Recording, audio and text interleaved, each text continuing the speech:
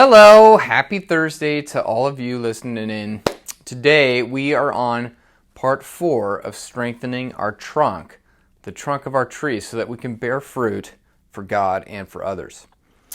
Our first of 3 character structures on this trunk was attachment, we talked about, and this is the ability to develop deep, intimate relationships.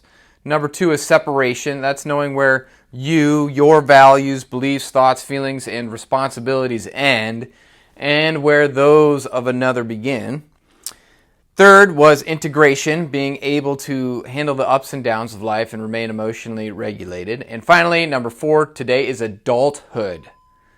Adulthood is all about authority, competence, and transcendence. Those are the 3 things I'm going to talk about. First off, though, we have authority.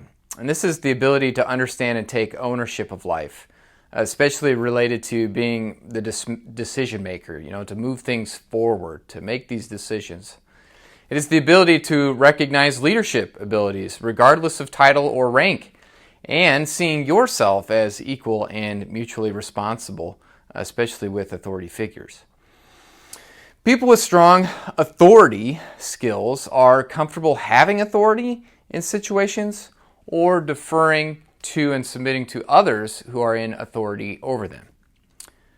Now, on to some indications of the issues that come when you aren't adulting that well. Yes, the noun adult has been turned into a verb to adult, or the noun form of that verb, that is a gerund, adulting. I don't know if you've heard about this in our culture today, but it's a thing. For example, I did my laundry yesterday and paid the rent. #adulting. You might have heard something like that. Anyway, here are some symptoms of not adulting well. Number 1, dependence on others to make decisions. So you lack the confidence in yourself to determine right choices. You hit a crossroads and need to make a big decision, but you don't feel capable or adequate to make that decision, and then you defer those decisions to others. Number 2, excessive resistance or defiance toward those who are in authority over you. Anarchy, right? Number 3, you maintain a one-up or one-down posture to others. So one-up is when you act like the adult and the other person is a child. And so you constantly act like you are in the right and others should just shut up and listen to you, do as you say. One down is that you always feel inferior to others.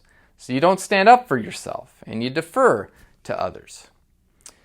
So number 4 here of issues, you may have issues adulting if you micromanage other people. You're not treating them like equals and competent adults.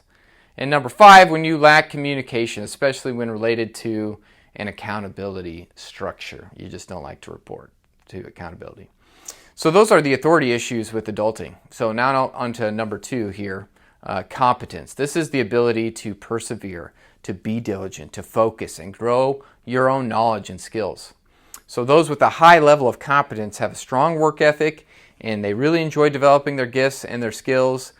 These people are self-disciplined, goal-setting, and goal-attaining, and they are self-controlled. Some indications of issues with the competence include lack of follow-through on personal, job-related, or educational goals or tasks. Number 2, maybe you have a lack of knowledge in your own personal gifts and talents. You just don't even know what they are. 3, inability to determine steps to reach goals. 4, maybe you lack motivation to learn and grow. You just don't want to do it. Number 5, you have a history of new careers and new starts, unsettled in your occupation. You keep on moving on to the next thing. Finally, third part of adulthood is transcendence. This is the ability to recognize and balance the concept of being a small part of a larger story while still holding a connection to a larger purpose or influence on others. So in the grand scheme of things, you are not that important. I hate to break it to you, but you aren't that big a deal. You aren't a big deal. And yet, you are a big deal because God loves you, and He wants to use you to bring His love and His goodness to the world, to your family, to your community. So life has a deeper meaning when all of reality is not confined to just the material world as a person sees it in any given moment in time. It's much bigger than that. So Luther said this is the reason why our theology is certain. It snatches us away from ourselves so that we do not depend on our own strength, conscience, experience, person, or works, but depend on that which is outside of ourselves. That is, on the promise and on the truth of God, which cannot deceive. Some wise words there from Luther. Some indications of having problems with transcendence include, number one, I have here is a sense of listlessness or emptiness, unfulfillment, restlessness, just not comfortable in your own skin. Number two, short-sightedness in decision-making, like planning for the moment with little concern for down the road and greater meaning and greater purpose. Number three, lack of connection to groups or organizations like the church with missions that pursue the greater good or large-scale change. And the last one here I have is a condescending attitude and pessimism related to the ability to see greater changes made in the world and just not even saying it's worth your time to even join the effort to make the world a better place. So there you have it, our fourth character structure, adulthood. So thank you for listening, and may God bless your adulting endeavors. We'll see you later.